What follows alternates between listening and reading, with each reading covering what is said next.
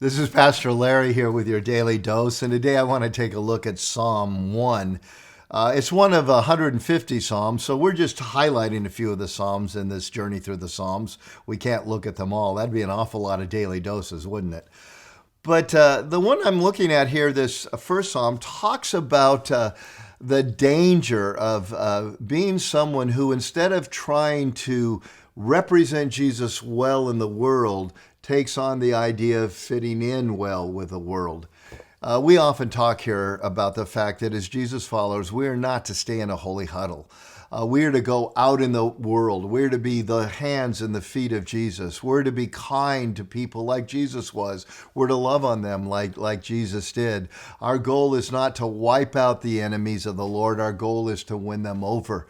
And that's a very important aspect because too many Jesus followers think their job is to stay in this holy huddle so they don't get seared or touched by the temptations of this world. But you know, every coin has another side. And Psalm 1 is the other side of the coin, the other side of being called out in the world and a warning that we don't fit in with the world. It reads like this: Blessed is the one who does not walk in step with the wicked, or stand in the way that sinners take, or sit in the company of mockers, but whose delight is in the law of the Lord, and who meditates on his law day and night. That person is like a tree planted by streams of water, which yields its fruit in season, and whose leaf does not wither, and whatever they do prospers. Oh, not so, it says, the wicked. They're like chaff that the wind blows away. Therefore the wicked will not stand in the judgment, nor sinners in the assembly of the righteous. And in this passage, he's making a contrast between those who walk with the Lord and those who don't. But he's also talking about how we can be removed from representing the Lord to finding ourselves trying to fit in with this world. And he talks about those who walk and those who stand and then those who sit. Did you catch that progression? As I walk out there in the world, I can find myself sometimes enamored with the good things and the successes of it. And then instead of just walking, I stand. And then instead of just standing, I sit.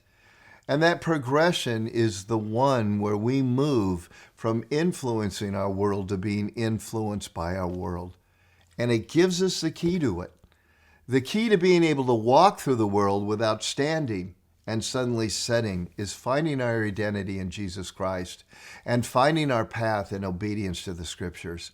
Not all the man-made religious stuff that floats out there, the rules of this and that aren't found in the Bible, but the simple steps of obedience, the morality, the loving our enemies, the worldview that comes because I meditate on his word day and night.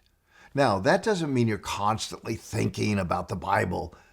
It means you're constantly just being led by what you understand of the Bible. Meditating isn't stopping and thinking all day long like this. It's just, in fact, the word that's used here is what a cow does when it chews its cud. It kind of regurgitates it back up again, and it goes over it and over it.